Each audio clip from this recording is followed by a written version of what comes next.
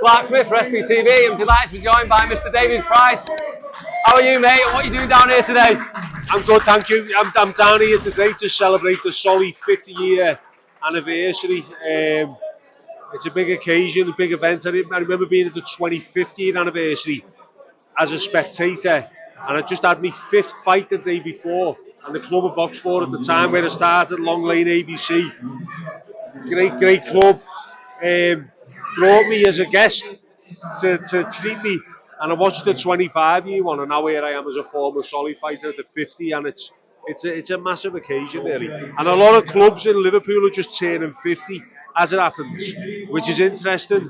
Which means 50 years ago, a lot of boxing clubs are being formed, and a lot of fighters, a lot of young men at the time, because girls weren't boxing. A lot of young men benefited from going to a boxing club. So it's great celebration.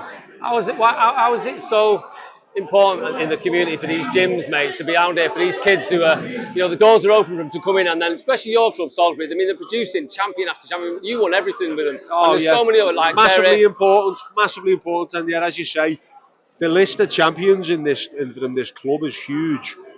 I mean, I don't think it's a coincidence, to be honest, that a lot of the most successful clubs are from from run-down areas of the city. Kirkdale, the Salisburys around like Langsdale Street area, Everton Ways.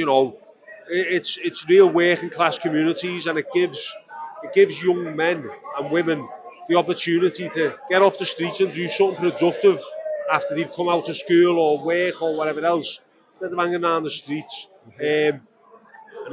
I've always championed boxing.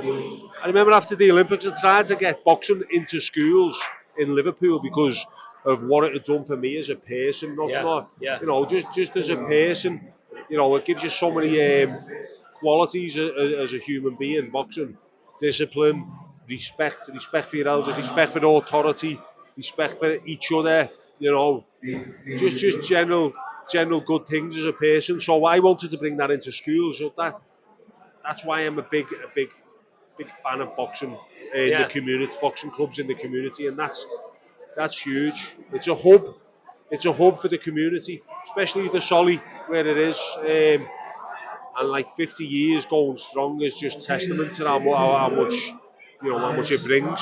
It's an incredible achievement. And yourself, you went on to win so many honours at the club. I mean, obviously we know what you did as a pro, but as an amateur, Olympic Games, Commonwealth Games. I mean, when you walked through them doors first time, you was never. Did you dream of that, or was it just a dream to just get off the streets and do something? I started at Long Lane ABC, which you just mentioned then, who took me to the first show I went to at the 25-year one with the Solly. That was the first Solly show I went to, and I ended up joining the Solly, and I got poached. They poached me, and that's wrong. You can't do that. But Tony Challoner, who's still a coach at the Solly, he was a worker in the council where I worked, and they were always tapping me up, and I was going away to box for England. I was already boxing for England at this point.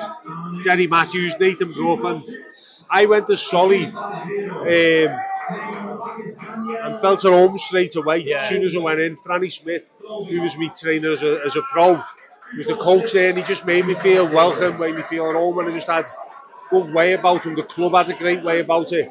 Felt at home, and I won my 3 ABA titles for the club. I won a Commonwealth Games gold, Olympic bronze. I had a fantastic amateur career, and the club had a hell of a lot to do with it. Obviously, Team GB and everything else has their part to play, but the foundations were laid. I'm spitting everywhere. The foundations were laid in the club. That's where you are more often than not. And it's great, and I'm just glad to be here tonight. Amazing. So before I let you go, what's happening tonight, mate? What are your predictions? I think Fury's going to win, but it's not going to be easy. You're going to have to work for it. But I think he'll win and set a trilogy up. Basically, I think it's made for it. As long as he can avoid a catastrophic round like that round 9 in the last fight, he'll win the fight. But sometimes it's out of your hands if avoiding that type of thing when you're in with someone like Yusuf and going on the front foot and being the big man. isn't the simple answer when you're fighting He's a technical he's genius, a technician, isn't he? Yeah. mate, and he is a genius. Yeah, it's like he's a surgeon. Yeah. So going on the front foot and go, but the two-time heavyweight champion of the world doesn't do shit like that. No, exactly. Yeah. They're both very experienced. The pinnacle of the sport tonight, and it's exciting. I can't wait. And I think Fury will do it and set up a trilogy. Brilliant. Well, Cheers, listen, mate. boys. Thanks ever so much for talking to the channel, mate. It's great My to pleasure. see you, mate. Thanks very much, David. Thank you, mate.